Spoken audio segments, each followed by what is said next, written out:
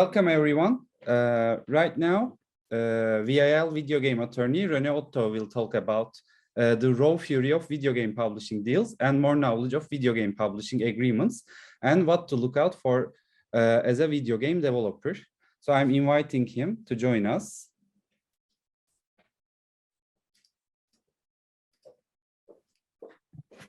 Hello. Hi there. Good afternoon. Thank you. Good afternoon to you too. You can start whenever you are ready. Okay, of course I'm ready. Good morning, everyone. Good afternoon, depends on your time zone. My name is René Otto and I'm a video game lawyer in the Netherlands. And as said, I will provide a presentation about video game publishing deals. First of all, I will start my presentation and share my screen because then it would be a lot easier to talk about this topic. So if everything is going right, you are seeing my presentation. As I can't see the chat during my presentation, it would be good to leave like a room for questions at the end, around 10 or 15 minutes.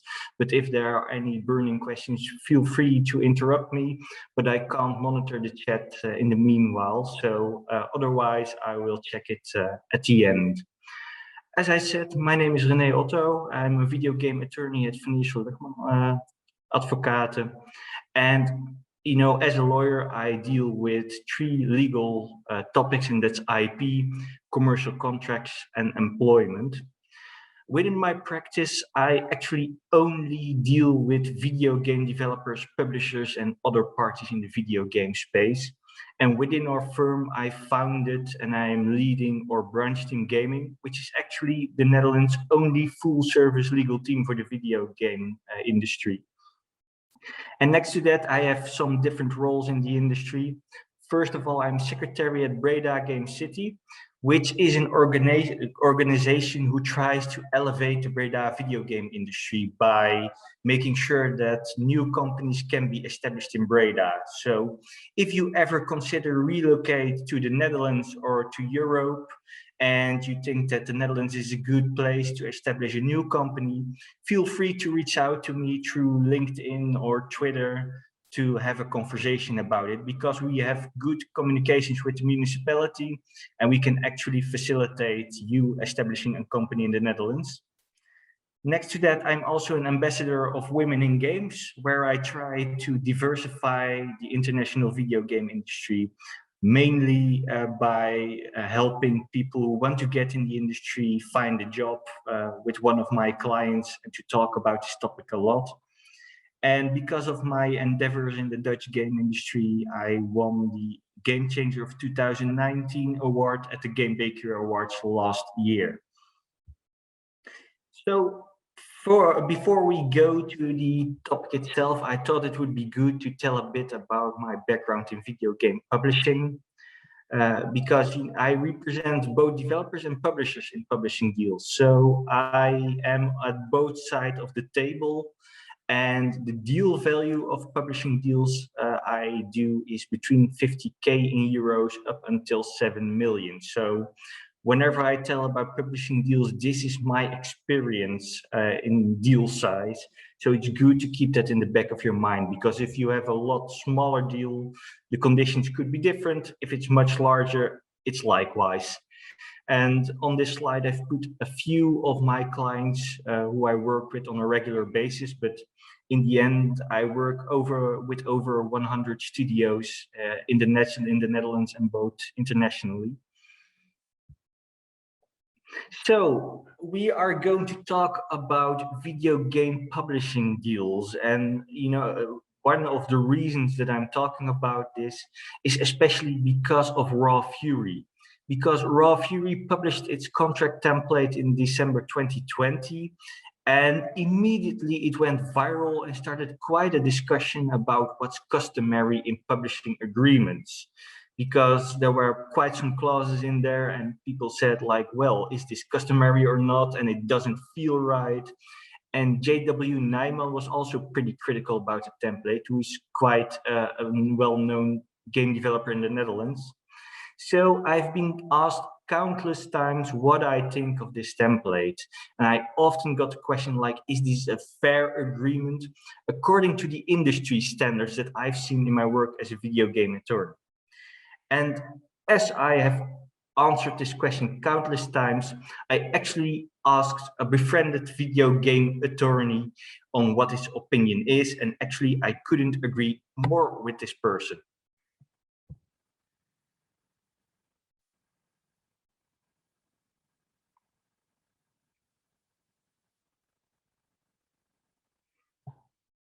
So as my pal Phoenix Wright said, yeah, there are some good things in the Raw Fury publishing deal, and the intentions are good, but there are quite some red flags and unfair clauses to developers. And that's mainly because it's a perpetual license, so it's an everlasting license, which can only be terminated by publisher breach. And the agreement also contains some highly unfavorable clauses, such as an exclusive license for all platform and transmedia. And that sounds good, like, wow, my publisher has a license for all platforms, so we are going to release on all platforms. And yeah, while that's partly true, you always need to keep in the back of your mind that there should also be a plan for release. Because if you receive 200K to develop a PC game, but your publisher also takes a license for Xbox and for Switch and for PlayStation without budget to develop such version, you could actually be locked out of those platforms because you don't have money to make that port, but you're going to approach your publisher and then say, well, I also want to develop for PlayStation and for Xbox, but I need money for that. And of course, a commercial publisher will often think, well, the more platforms, the merrier. But if they do not want to release on a certain platform, but they have an exclusive license, you don't have the freedom to go to a different publisher and ask them for funding. Furthermore, Raw Fury has not the obligation to keep publishing your game. Of course, again, a commercial viable publisher will keep publishing your game, but putting this in a contract makes sure that if they do not publish your game anymore, it's not a breach of contract because they are allowed to not publish it. Furthermore, Raw Fury can terminate the agreement at any time during development without consequences, which could lead to quite a problem because you thought that you had a certain development budget and then they say, well, sorry, we are just terminating the agreement because we don't want to publish your game anymore and not fund it anymore. So that's quite invasive, especially because you need to repay all payments you got from them in every case that the agreement will be terminated, which also includes the case that they breach the contract or they terminate the contract because they felt like it. So if they are going to terminate the agreement because they felt like it, you have an immediately tough situation because, well, you have to repay Raw Fury everything they've paid for to you, while you already spent that money on development, and you need to find a different publisher for the remaining investment. So then you're in a quite perilous situation, which could lead to your company going bankrupt. And the last thing is that there is an IP transfer on developer breach. So they could state like, well, you have to repay us, but don't repay us anymore. We will take your IP and we are going to finish the game and publish it ourselves. It's only when you breach the contract when they have that option, but still you could lose technically the IP to your game. Is it all bad? No, because to my experience, Raw Fury is very open to negotiations. I know they said on social media that they aren't open for negotiations and that this is the deal they always enter into. To my experience, that's not the case. Well, I told why the Raw Fury publishing agreement wasn't fair, but then a logical question. What is fair? And to be honest, it depends. For this talk, I'm going to depart from the perspective of a developer. And one thing to keep in the back of your mind is that what is standard or what is fair depends partly on the IP strategy and vision. So are you just going to develop one game, or do you want to have a large transmedia brand like Pokemon, or just video games with a lot of sequels, prequels, and spin-offs? And partly it depends on the deal size. So if you have an investment deal for 200K, then quite often the clauses are a lot more flexible than when you receive an investment of 5 million. Second thing that's good to keep in the back of your mind is that often it's not a red flag, is not a clause in itself, but there are certain clauses together. You also saw it with the Raw Fury publishing deal. You know, it wasn't only unfair because it was a perpetual license. No, it was also unfair because you needed to repay them and they could terminate the agreement at any time. So often there are a combination of clauses who are making an agreement unfair. Actually, if I wanted, I could talk about 4 hours about video game publishing deals, and then I just covered the tip of the iceberg. I won't make you crazy with such a discussion. I only have around 50 minutes, so I will limit myself to a few clauses which I stated on this slide. First of all, the term. What is standard in video game publishing is that often you see that the publishing deal is around 3 to 5 years from the moment of publishing, with an option of yearly renewal. The reason why this is nice to have is that you have a moment for evaluation to check, well, does this publisher do whatever I want? How are the sales going? And you have a natural moment to terminate the agreement without any forms of breaches. If you don't have that and you have a perpetual license, then you can only terminate the agreement when the publisher violates the agreement. And you know, a perpetual license isn't bad per se, but if there are only a few obligations of the publisher and the options for termination are really limited, then you could be locked in your agreement. And that could be locked in heaven if the agreement is very nice and very fair, but it could also be locked in hell, which is, of course, a bit less nice, so to say. Then we have the financial part of video game publishing deals, like the rev shares and the advance payments, which we also call the development budget. What I often see is that the developer obtains about 60 until 70% of the net revenue in mid-sized deals. And mid-sized deals is what I would call a deal up until 1 million. However, this is the case that you receive both investment and marketing from a publisher. And you should not focus too much on percentages, but look at what is actually done by the publisher and what the deductibles are. So what's good to do is to check how many percentage is a publisher receiving, and how much would it cost me, like if we do marketing with a complete different party like Game Drive in the Netherlands, who does marketing on a fixed fee. And then you can make a comparison like, well, how much is that marketing cost me, and is it actually feasible to do this? And the other part you need to look at are the deductibles, because yeah, it's nice that you receive 60 or 70%, but it's also 60 or 70% of what? What is deducted from the from the revenue to become a net revenue?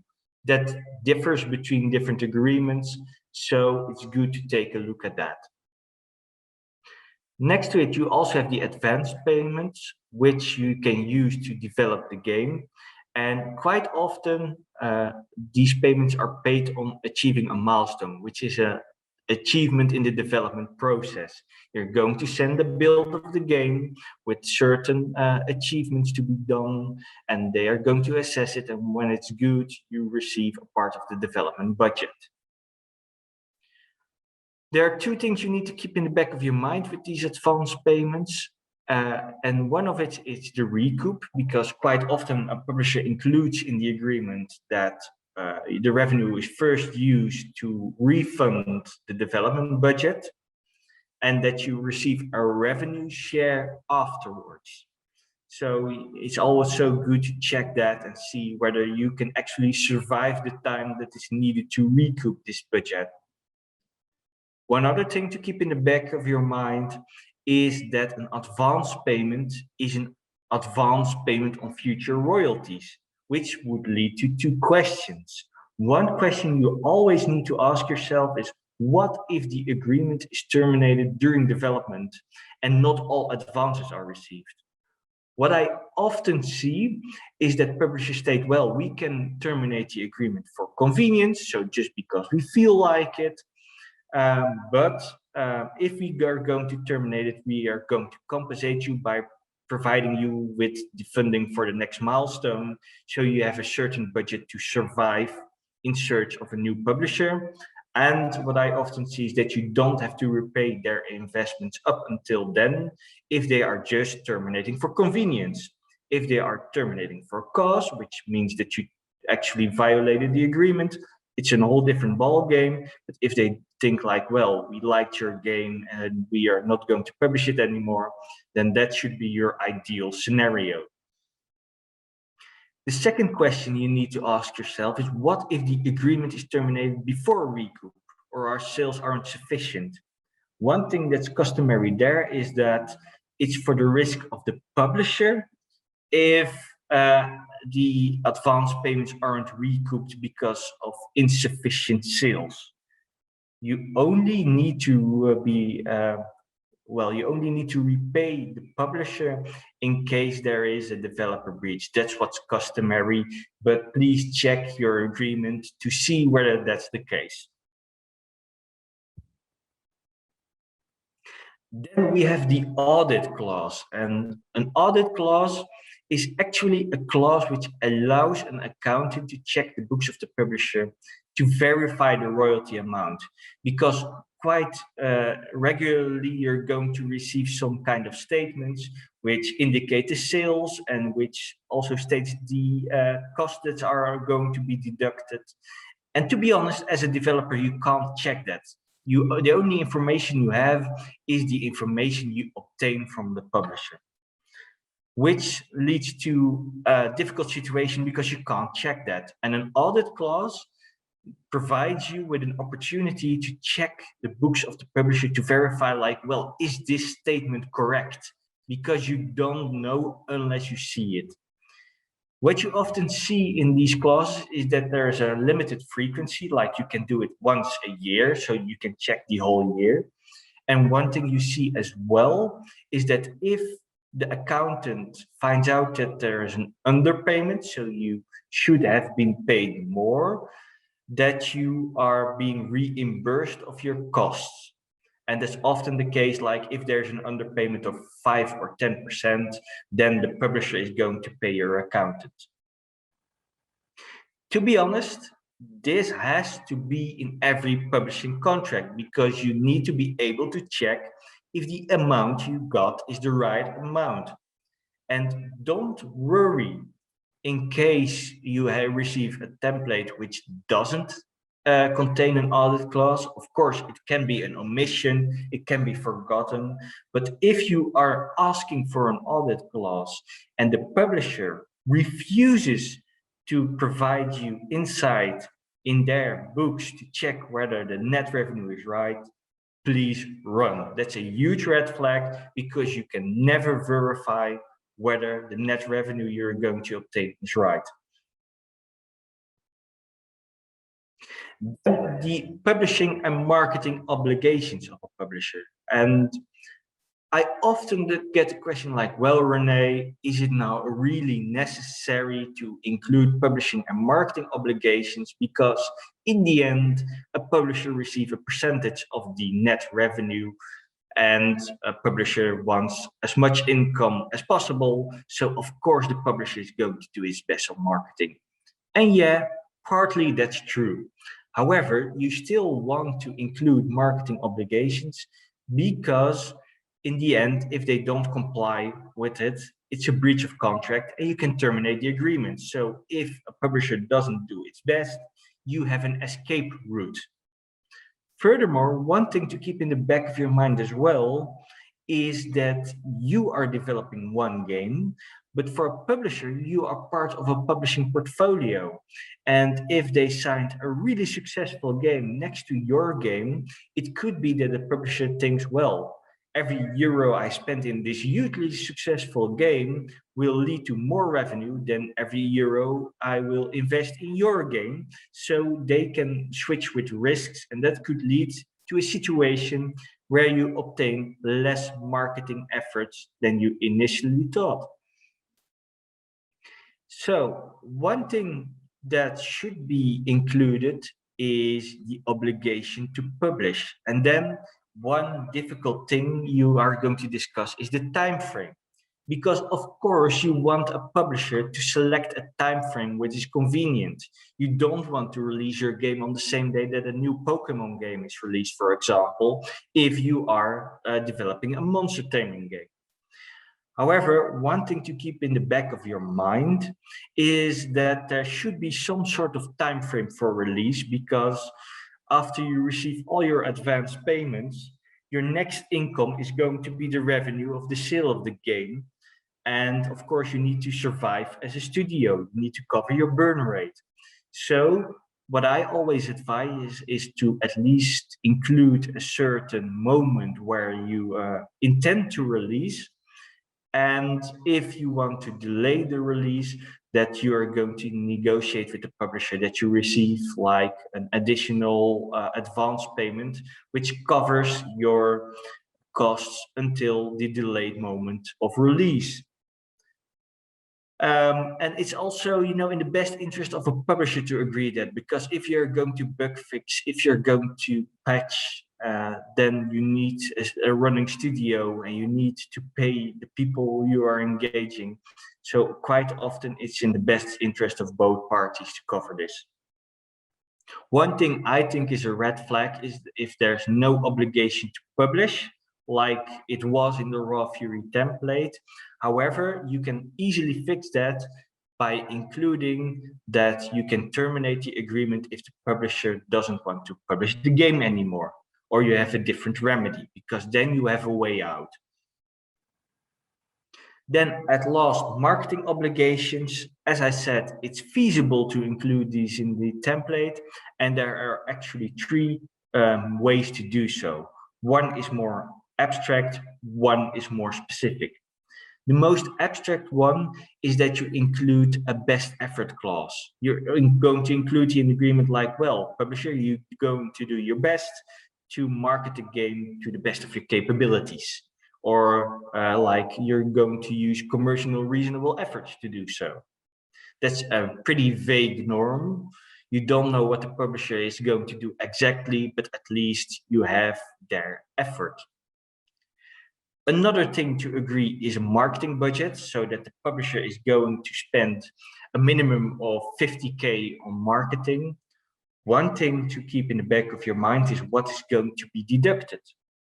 One thing that should be included are internal costs. It's not, it shouldn't be the situation that you can say, well, we have Sarah here and Sarah is our marketing employee and we're paying Sarah 4K a month. So, and she's working on your game. So every month we're going to deduct 4K from the marketing budget because Sarah needs to be paid. No, it should only be out of pocket costs. And the most specific one are specific marketing activities. And to be honest, if you're talking with a publisher and the publisher promises you like, well, we're going to include your game in a Nintendo Direct, I always state, well, why don't we include it in the contract? And of course, if that publisher isn't Nintendo, they don't have an option to actually enforce it. But then you need to at least include an effort clause that they are doing their best to include it. Then we're going to the IP rights. And I often hear the horror story like, well, the publisher wants my IP. And to be honest, the IP is almost always retained by the developer. The only thing I see is some shared IP deals, where both the developer and the publisher are sharing the IP, but I only see it in development deals of 5 million and more, or when the publisher is actually going to develop alongside you. One thing to watch out for, and one point of attention, is the transfer on breach, which we also saw on the Raw Fury publishing deal. Because yeah, if you're going to violate the agreement and you lose your IP, that's quite invasive. And that's especially the case if there's also a tight milestone schedule without alternative remedies. Because it can always happen that your development is going to be delayed, and it shouldn't be the case that you then immediately lose the IP to your game. Furthermore, the IP rights on marketing materials made by the publisher is important, because the copyright to marketing materials made by the publisher are vested in the publisher. So that also means that if the agreement is terminated and you're going to publish with a different publisher, they own the copyright to their own marketing materials. So please keep in the back of your mind that you at least obtain a license to that, so that the marketing material they developed for you can be used in the future as well. So what you often see, you are going to keep owning your IP, but there are some contractual clauses which give the publisher a certain right, and you need to take a look at those. But most often, you are going to retain your IP rights. And regarding those clauses, one interesting one is the relation between the publisher and future games.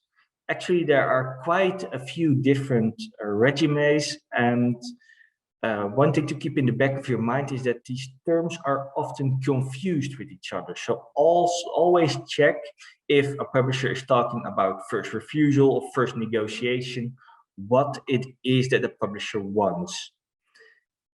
One thing that could be included, and which is not that invasive, is a first negotiation right, which means that if you are going to develop a sequel to your game, you first need to exclusively negotiate with the current publisher. And if you don't reach a common understanding, you can negotiate with different publishers. A bit more invasive is the first refusal right, which is often, like I said, confused with first negotiation. A first refusal right is that a publisher has the option to publish your future game on predetermined terms. And that's quite hard, because then you're already including, like, well, our sequel, you can publish that by covering the investment budget and then with a net revenue of that much percentage. And it's hard because sometimes you enter in a publishing deal because you really need a publisher, so you are going to accept less favorable clauses. And then it becomes a commercial success, and the publisher has the right to publish the sequel to a successful game on the same terms, while you entered into the first agreement thinking like, well, I don't know if the game is going to be a success and I really need the money. So you are accepting more than you should with the sequel. Another one, and sometimes it's even combined with the first refusal, is the last refusal, which means that you can first negotiate with third parties, and as soon as you receive an offer from a different publisher, you need to go to your current publisher and say, well, do you want to publish my games on these terms I received? If the publisher says yes, you need to contract with your current publisher. Only if the publisher says no, you can go to the new publisher and sign the deal. One thing that's really important is that you need to check which terms have to be matched. Are it only the key terms or are it all terms? For developers, I always say, please match all terms. And one trick to actually make sure that you can sign with the new publisher instead of the current one is that if the new publisher says, well, we're going to include you in a Nintendo Direct or in a PlayStation Now stream, include that in the contract. And if your current publisher can't promise that you're going to be in such a live stream, they can't match, and you can sign with the new publisher. So it's also be clear with your new publishing partner include everything that's important to you in the agreement, and check whether the current publisher can match that. The last option I see is exclusivity, which means that you're not allowed to develop, announce, or release a similar game for a certain time, like 1 year or 2 years, which is quite invasive because then you can't start on a new project.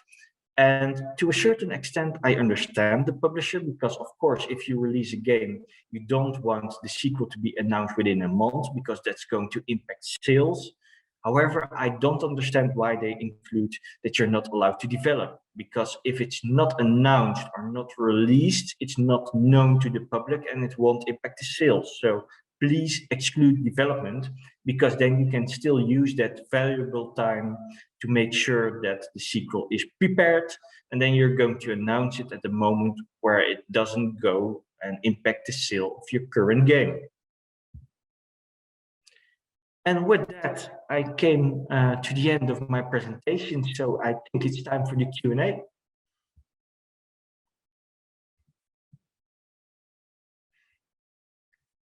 And opening the... Yeah, thank you, René, for your presentation. We have 2 questions waiting for us. The first one is, can your employer prevent you from developing and publishing your own game in your free time using your personal resources and none of the company IP? And can they claim ownership? What's the law in European Union? Does it matter if the company is owned by a United States company? It really depends in which country you're currently established. One thing to keep in the back of your mind, and it's if I look at the Netherlands, and it's quite the same in pretty much every other EU country, is that according to the law, if you are going to develop something for your employer or during your work with an employer, they own the copyright to whatever you make. That means that you can still make something in your free time using your personal resources. But if you are like a programmer at a certain company and you're doing something in your spare time, you really need to make sure that it's not to be considered to be part of your work. And then you're still the IP owner. The only thing that can limit it actually is if it contains a clause that you aren't allowed to do something besides your work at your employer. So please check those clauses. If there's something included like a non-competition clause or a non-ancillary activities clause, which actually say, yeah, you can't do anything besides our work without our approval. Then they can't claim ownership in case of such clause. But they can still say, well, you weren't allowed to do this, so I'm going to terminate your employment agreement, for example. It doesn't matter if the company is owned by a US company, you really need to check where you are established as an employee and where your employer is established. So you should check with a local lawyer to see whether there's a similar clause in your country. And then, yeah, you know if you can keep developing. But if I look at the Netherlands and at our developers, they often say, well, if you're just doing your work right and you are available whenever we need you, be free to make projects in your spare time. Thank you for your answer. And we have the second question. Can a lawyer from Turkey work as a game lawyer in Netherlands or other European Union countries? Or do I need to be graduated from a local law school? Yeah, you know, for international contracts, it doesn't matter that much where the lawyer is established, but to be licensed in the Netherlands, you need to have a local law school degree. Same applies to me. Yeah, I work with Turkish game developers, but I am not licensed to go to a Turkish court, for example. So when I work with developers, for example, some Turkish game developers, I can help them with their publishing deal. But if it concerns like local Turkish corporate law, you need to check with the local Turkish attorney. Okay, can this lawyer find a job at Netherlands as a before he graduates from a local law school? Can he work in Netherlands? Yeah, it's just then you can't obtain a license as an attorney, but you can still work as a lawyer. So if this person would want to check if that's possible, feel free to reach out to me, and I'm happy to chat. So that's for everyone in this audience. If you ever have questions regarding legal, yeah, please feel free to reach out on LinkedIn or Twitter. Happy to still answer questions, to have talks with all of you. Thank you. We have no questions right now. If you have anything to add, feel free to add. We have still roughly 10 minutes left for your time. We have one new questions, by the way. What is the best practice for applicable law clause? What you often see, because in an agreement, for everyone that doesn't know what an applicable law clause is, you can decide which law applies to an agreement. What you often see is that the law of the publisher applies, because the publisher is the person of the company who is going to provide a publishing deal. So that's often what happens. Of course, you can negotiate about it, but I should always advise to choose the law of one of the two parties, because sometimes I hear game developers stating like, well, we have a developer in Turkey and a publisher in the Netherlands, and we are arguing about the applicable law. Let's choose the law of the UK. And yeah, law is too important to just say like, well, we're just going to use an unfamiliar regime for the both of us, because it can really impact your position as a studio or as a publisher. But most often, like I said, you're going to work with the law of a publisher. Okay. Hello. How can the developer keep creative control on the project when you can make a deal with a publisher? Yeah, this is always a hard part, because of course a publisher is going to need to approve milestones and you receive a part of the development budget. But it really helps if you have some kind of a vision document on where you want to go with the project. And if that's approved and you check that your milestone is not too detailed, then you can at least make sure that you keep creative control. And it's also something you could include in an agreement, like, well, we want to make the creative decisions, but we were going to consult you as a publisher, and just make sure that the milestone achievements you need to reach are like phrased in a specific way so that you can still have creative control. Don't flesh it out too much, keep it a bit high level. And then, of course, the publisher is always going to have a say and some advice, but then you can still retain a bit of your creative control. Okay, thank you, René. If you want to add anything, feel free to add if you want to explain more. No, I actually, have told everything I wanted to tell, and like I said, I can understand it's a bit difficult sometimes to ask questions whenever there's a complete audience, but also feel free to reach out. If you have a private question, which is a bit sensitive, happy to answer it today after the presentation. So don't keep walking around with questions. That's the major takeaway. Okay, thanks a lot. Thanks for your time. Thanks for joining us this month. We hope to see you again. Yeah, it was a pleasure. Surely do. Have a nice day, everyone. Have a nice day.